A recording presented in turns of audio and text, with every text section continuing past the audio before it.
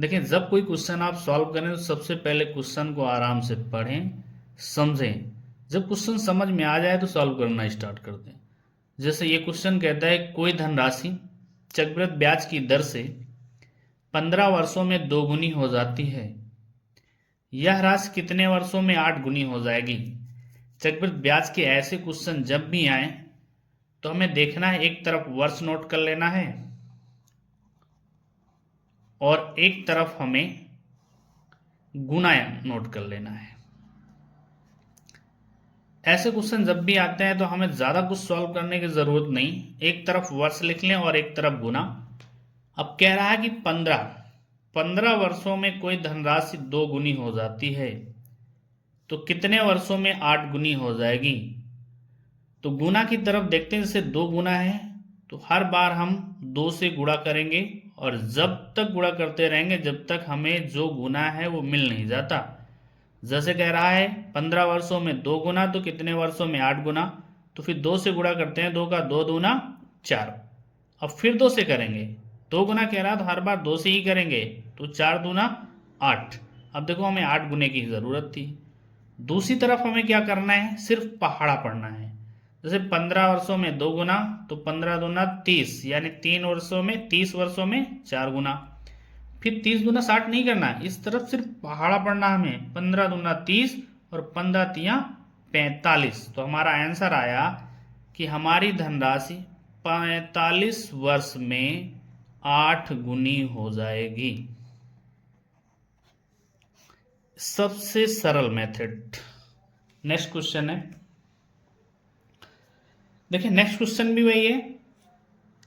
कोई धनराशि चक्रवृद्धि ब्याज से 4 वर्षों में 2 गुनी हो जाती है। वह राशि अपने से 16 गुनी, ब्रैकेट में कह रहा उसी ब्याज दर से कितने समय में हो जाएगी। तो वही क्वेश्चन फिर। तो ऐसे क्वेश्चन सॉल्व करने में एक तरफ हम वर्ष नोट करते हैं और एक तरफ लिखते हैं गुना। देखिए ऐसे क्वेश्चन जब आए ना, बहुत ही सरल 10 सेकंड के क्वेश्चन होते हैं। अब देखें, कह रहा है कि 4 वर्षों में 2 गुनी, तो सबसे पहले गुने वाले को पकड़ते हैं। इसे कह रहा 2 गुना है और कितना गुना होना चाहिए, 16। तो जब 2 गुना है तो हर बार 2 से ही गुणा करेंगे हम। तो देखें 2 दूना 4, फिर 4 दूना 8 और 8 दून 16। देखिए 16 मिल गया। अब गुना में अगर 16 मिल गया है तो वर्ष के टाइम, वर्ष की तरफ हमें क्या करना, सिर्फ पहाड़ा पढ़ना है।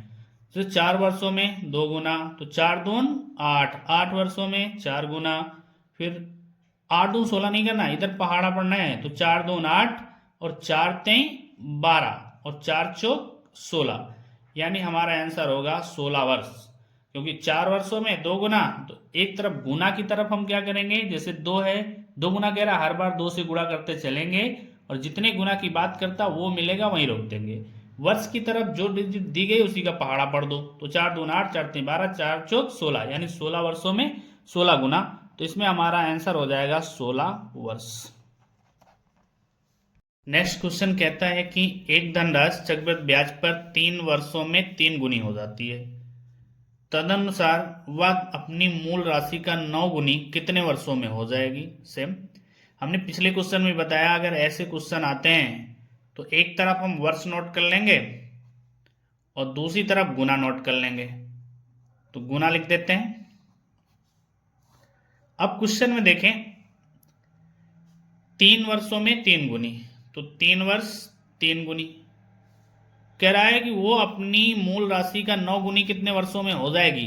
तो हमने बताया कि जितना गुना बात करता है हर बार उसी से गुणा करना है। जैसे पिछले क्वेश्चनों में 2 गुना, तो हर बार हम 2 से गुना की तरफ गुणा करते थे। इस बार दिया गया 3 गुना, तो हर बार 3 से करेंगे, तो 3 तिरिका 9। अब 9 गुना मिल गया हमें। तो यहाँ देखते हैं गुना की तरफ जितना गुना दिया गया उसी से हर बार मल्टीप्लाई करना है, यानी गुणा करते जाना है। और वर्ष की तरफ पहाड़ा पढ़ देना है। तो 3 वर्षों में 3 गुना, तो 3 दूना 6, 6 वर्षों में 9 गुनी। अगर और हम आगे जाना चाहें, जैसे मान लो कि 27 गुनी की बात करते, जैसे यहाँ है 3 तिरिका 9, तो फिर 9 तिरिक 27, यानी गुना की तरफ हमेशा हम 3 से, 3 गुना की बात कर रहा तो 3 से ही गुणा करेंगे। और इस तरफ पहाड़ा पढ़ते हैं, तो 3 दून 6, 3 तिरिका 9। लेकिन हमारा क्वेश्चन पूछ रहा है कि 9 गुनी धनराशि कितने वर्षों में हो जाएगी, तो 9 गुनी धनराशि हमारी 6 वर्षों में हो जाएगी। तो हमारा आंसर हुआ कि 6 वर्ष में हमारी धनराशि 9 गुनी हो जाएगी। नेक्स्ट क्वेश्चन कह रहा है किसी धनराशि पर 5% वार्षिक ब्याज की दर से 2 वर्षों के साधारण ब्याज और चक्रवृद्धि ब्याज का अंतर 15 है, तब वह धनराशि है। देखिए, जब क्वेश्चन में 2 वर्ष के साधारण ब्याज और चक्रवृद्धि ब्याज का अंतर आता है और पूछ रहा है कि हमें धनराशि बताएं, तो ऐसे क्वेश्चन में याद रखना कि धनराशि निकालने के लिए सबसे पहले हम क्या करेंगे, ब्याज को नोट कर लेंगे। और धनराशि होती है अपने आप में 100%, इसलिए हम क्या नोट कर देंगे, अंश में 100 को 2 बार लिख देंगे। 2 बार क्यों लिखेंगे, क्योंकि 2 वर्ष की बात कर रहा है। अगर 2 वर्ष की बात कर रहा है तो 2 बार ही गुणा करेंगे और हर में हम नोट कर देंगे परसेंटेज को। जैसे 5% है तो 2 वर्ष की बात कर रहा, 2 बार नोट कर दो, क्वेश्चन हो गया। 5 × 9 5, 5 2 10 और ये 0 हो गया। फिर 5 × 9 5, 5 3 15। अब देखें यहाँ गुणा कर लें तो 3 दूनी 6 और 0 कितने हुए, 1 2 3, 3 0 नोट कर दो, यानी हमारी वो धनराशि होगी 6,000 रुपया। नेक्स्ट क्वेश्चन है, यदि किसी धनराशि पर 5% वार्षिक की दर से 3 वर्षों के साधारण और चक्रवृद्धि ब्याजों का अंतर 36.60 रुपए है, तो वह धनराशि है।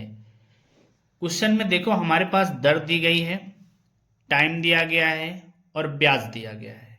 ब्याज वो भी कैसा ब्याज है, अंतर है। कितने सालों का अंतर है, 3 सालों का। धनराशि पूछ रहा है, तो क्वेश्चन में याद रखें कि जब कभी 3 सालों का अंतर दिया गया और धनराशि पूछता है तो हमें सबसे पहले जो अंतर, ब्याजों का अंतर है, उसे नोट कर लेना है। इनटू में 2 साल, हमने पिछले क्वेश्चन में बताया अगर 2 साल की बात है तो 100 2 बार गुणा करेंगे, और 3 साल की बात है तो 100 3 साल। क्यों, क्योंकि धनराशि मूलधन पूछ रहा, और याद रखें कि मूलधन अपने आप में 100% होता है, इसलिए 2 साल के केस में हम 2 बार 100 से गुणा करेंगे और 3 साल के केस में हम 3 बार 100 से गुणा करेंगे। तो यहाँ 3 साल का मतलब है तो हम 100 का 3 बार गुणा कर देते हैं। और अब बटे में देखें, जो हमारी दर है सबसे पहले उसको हम 2 बार नोट कर लें, इनटू, फिर उसके बाद 3 साल। 3 साल में पहले दर को 2 बार गुणा कर लें और फिर 300 में हम अपनी दर को जोड़ देंगे। इतना याद रखें, बस ऐसे क्वेश्चन ऐसे सॉल्व कर देना, ज़्यादा कुछ नहीं करना है। अब अगर देखें तो 25 25 और 25 चौके 100। अब यहां से हम अगर देखें तो 36 पॉइंट है, याद रखें यहाँ बगल में गुणा का साइन लगा लें और पॉइंट की जगह हमेशा 1 मान लिया जाता है। पॉइंट के बाद जितने डिजिट होते हैं उतने हम 0 नोट कर देते हैं। तो यहाँ देखिए अगर तो 100 से 100 कैंसिल हो जाएगा। अब हमारे पास बचता है 3660, यानी 3660 इंटू 100 और इंटू 4/305। अब अगर हम 5 से काटें तो 5 छक्का 30, 5 एक 5, 5 दून 10 और 0। फिर अब देखते हैं कि हम यहाँ से अगर इसको काटें तो यहाँ 1 है और यहाँ 6 है, तो अगर हम 6 बार ले जाएं तो 6 का 6 और 6 का 36, मतलब ये और ये कैंसल और ये 0 यहाँ। अब देखते हैं हम बचा हमारे पास क्या, 60 इंटू 20 और इंटू 4। तो देखते हैं गुणा कर ले, 6 दून 12, बर चौक 48 और 2 0 नोट कर लें, यानी वो धनराशि हमारी हो जाएगी 4800 रुपए। नेक्स्ट क्वेश्चन कहता है एक धनराशि पर 3 वर्षों के लिए 10% वार्षिक दर से साधारण ब्याज और चक्रवृद्धि ब्याज का अंतर 31 रुपए है, तदनुसार वह धनराशि क्या होगी। इसमें भी वही क्वेश्चन, इसमें भी टाइम हमारा 3 वर्ष, दर इस समय 10% और ब्याजों का जो अंतर है वो दिया गया 31 रुपए। ऐसे क्वेश्चन जब भी आए तो हमें याद रखना है, पहले धनराशि नोट करनी है, धनराशि बराबर लिख देंगे पहले अंतर, और मूलधन यानी धनराशि पूछता है, याद रखें कि मूलधन यानी धनराशि अपने आप में 100% होती है, इसलिए जब 3 साल की बात करता है तो अंतर के बगल में हम 100 को 3 बार नोट कर देंगे और बटे में सबसे पहले हमारी जो दर है उसको 2 बार लिख लेंगे। फिर 3 साल है इसलिए 300 में हम अपनी दर को जोड़ देंगे तो बन जाएगी 310। हमने यहाँ 310 लिख दिया। इस 0 से 0 कैंसिल कर दो, 31 से 31 कट गया। अब देखें इस 10 से यह 10 कट गया, बचता हमारे पास 100 इंटू 100 बटे 10। 0 से 0 कैंसिल कर दो तो 1 इकन्नम 1 और 1 2 3 3 0 बचे, यानी हमारी धनराशि हो जाएगी 1000 रुपए। नेक्स्ट क्वेश्चन है, यदि 12.1/2% प्रतिवर्ष पर 2 वर्ष की राशि पर चक्रवृद्धि ब्याज 510 रुपए है तो उसी दर पर, उसी राशि पर, उसी अवधि का साधारण ब्याज कितना होगा। इस क्वेश्चन में कह रहा है कि हमारे पास दर तो क्लियर है जो है 12.5%, टाइम भी क्लियर है कि 2 वर्ष है। इन कहते हैं 12.5% दर और 2 वर्ष की जो चक्रवृद्धि ब्याज है वो 510 रुपए है। आगे कह रहा है कि उसी दर पर, उसी राशि का और उसी अवधि का साधारण ब्याज कितना होगा। ऐसे क्वेश्चन जब भी हमारे पास आते हैं तो हमें याद रखना है कि सबसे पहले हम एक फार्मूला यूज कर लेते हैं, CI यानी चक्रवृद्धि ब्याज गुणे 200 बराबर में साधारण ब्याज गुणे 200 और प्लस में दर R।